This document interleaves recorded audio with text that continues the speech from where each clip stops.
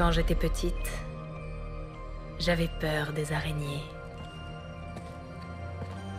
On me disait qu'elles ne ressentaient aucune émotion, que leur cœur ne battait pas.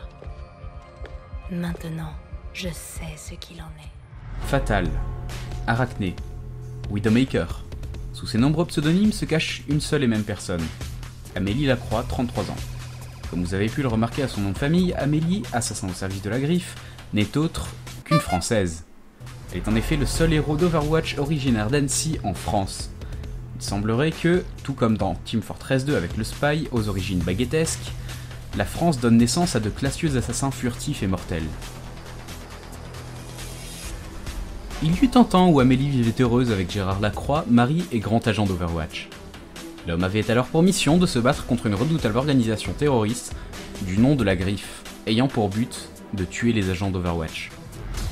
On peut notamment retrouver cette organisation dans la cinématique Le Rappel, Je détecte des intrus. La Griffe. où la Griffe et Reaper, aka Faucheur, attaquent Winston.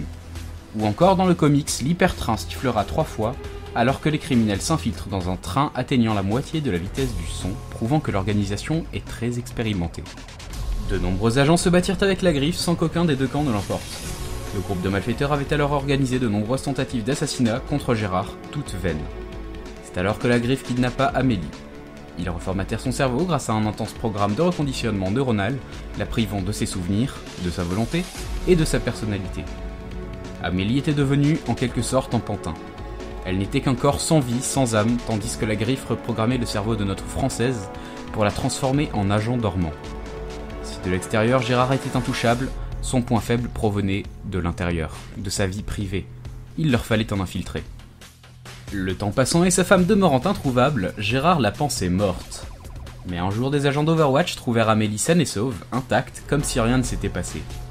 Seulement 2 semaines plus tard, alors que Gérard pensait avoir retrouvé sa femme et sa vie d'avant, Amélie l'abatta froidement dans son sommeil avant de rejoindre l'organisation, tel que le plan implanté dans son cerveau tel un programme informatique avait été conçu. Amélie suivit un entraînement intensif concocté par la Griffe avant de subir une nouvelle transformation neurologique. Ils ralentirent son cœur, provoquant la couleur violette de la peau de l'assassin afin de tuer ses émotions. La Griffe venait de créer Fatal telle que nous la connaissons. Une arme vivante dotée d'un arsenal de tueurs professionnels high-tech. Fatal achevait mission sur mission avec une efficacité hors pair sans jamais se retourner, sans jamais douter. Elle était et reste l'arme ultime de l'association de malfaiteurs. On peut l'apercevoir apparaître dans le court-métrage d'animation Envie, où sa mission n'est autre que d'abattre Tekarta Mandata, leader du Shambali, un ordre d'omniaques moine aux idéaux de paix et d'harmonie entre humains et robots. Ce dernier fut tué par la snipeuse lors de son speech sur Kings Row en Angleterre. L'assassin ne se fait pas discret puisqu'on la voit encore dans le court-métrage de la bande-annonce d'Overwatch, où elle apparaît aux côtés de Reaper afin de voler le gant de Point d'Enfer. Mais elle est stoppée par Winston, Tracer, ainsi que les 2 gamins qui lui filent une mandale inouïe.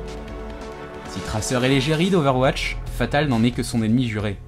Apparaissant dans 2 cinématiques, les 2 femmes n'hésitent pas à se taper dessus allègrement dans une ambiance plutôt sarcastique, les 2 femmes se lançant de nombreuses piques. Tu es d'une naïveté affligeante, ma jolie. C'est l'heure de l'Interesting Fact! Le nom de Widowmaker, pseudo-anglais de Fatal, est très certainement une référence à la Black Widow Spider, la veuve noire, une araignée au poison extrêmement dangereux.